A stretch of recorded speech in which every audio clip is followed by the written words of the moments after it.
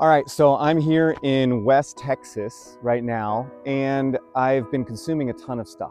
So one of the things is this Alderian psychology. So it's like based on Greek philosophy, but it's about how our world is not objective. At least it should be, but it isn't. We live in a subjective world. And this got me thinking of like an example. So think of like in the spring when that first 60-degree day happens and you wear shorts and a t-shirt and you're like, all right, spring's here. Same 60 degrees in the fall, you got a jacket on, you're cold, pants, hat, right?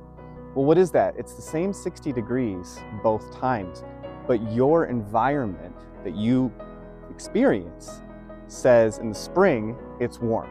In the fall, it's cold. So what does that mean? That means that we are experiencing the world through the stories that we're telling ourselves. In the springtime, I'm ready for it to be warm. Once it gets above 60 degrees, it's warm.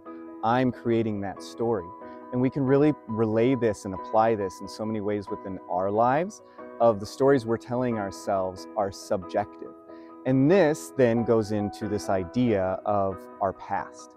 So we all talk, especially relationally, about I have trauma, I have a lot of history, I've got a bad past in relationships or my parents or a job, all these things that we come right out with.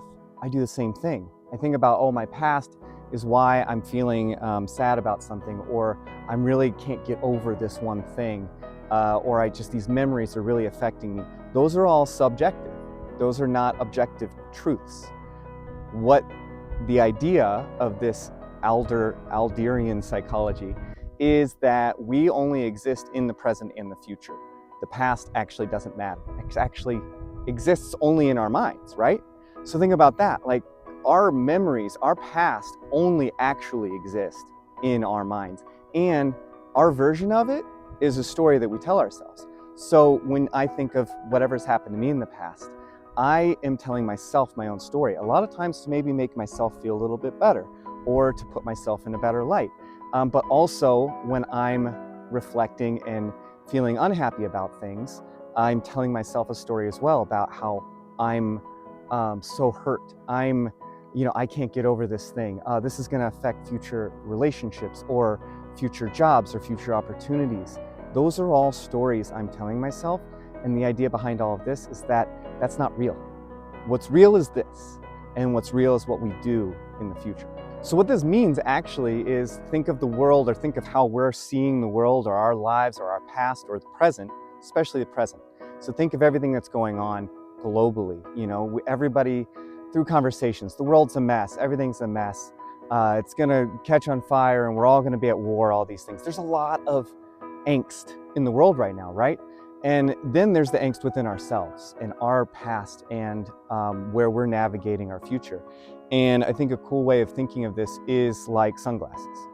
So imagine that we are seeing the world through a darker filter, through dark lenses, because of the stories we're telling ourselves.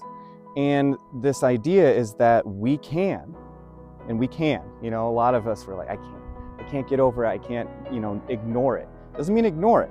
But what it does mean is that we actually can remove those glasses, see things a bit brighter. And that's then a different story that we're telling ourselves that we can then use in the present for for what we're gonna do, and our future. Something to think about.